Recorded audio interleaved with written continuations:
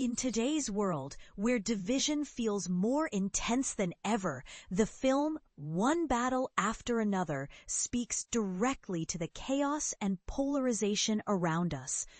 But here's where it gets controversial. The movie doesn't just showcase political conflict. It invites us to look deeper into the human stories behind the clashes, making us question how much of what we see is driven by ideology versus personal survival and connection. One battle after another.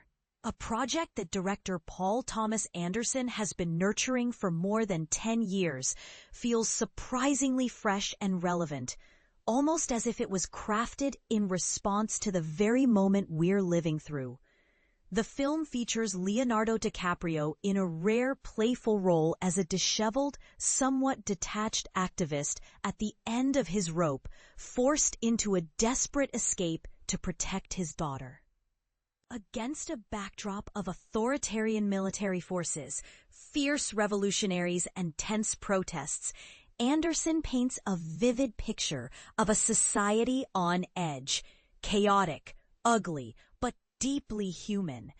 At a recent New York screening on September 22nd, Anderson revealed his approach in a conversation with moderator Doreen St. Felix.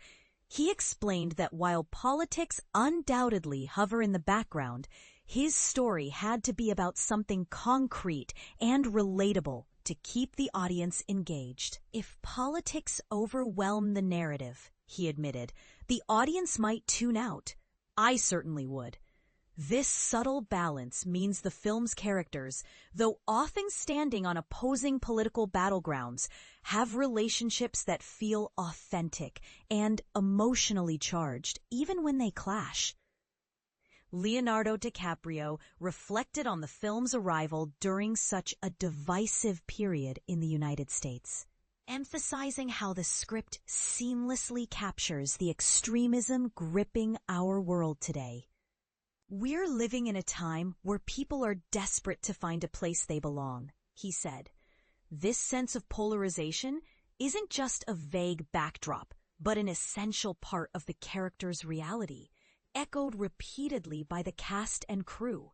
Interestingly, Anderson intentionally keeps the political elements somewhat ambiguous.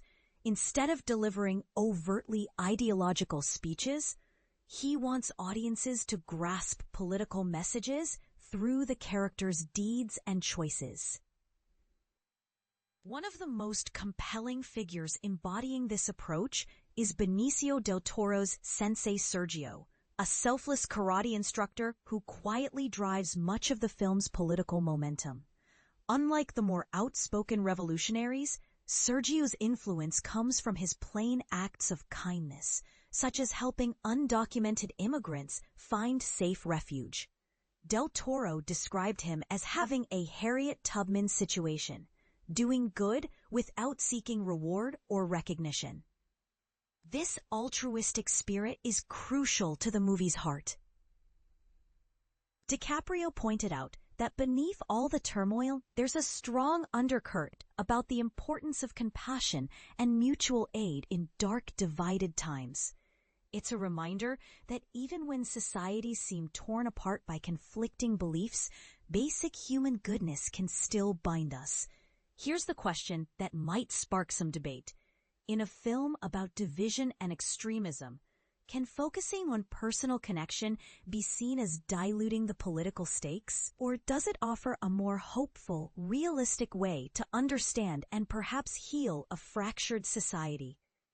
One battle after another dares to walk this fine line, making it a powerful, provocative experience that invites you to think and, importantly, to discuss. What do you think? Does the film strike the right balance, or does it miss the mark in addressing today's political turmoil? Share your thoughts below.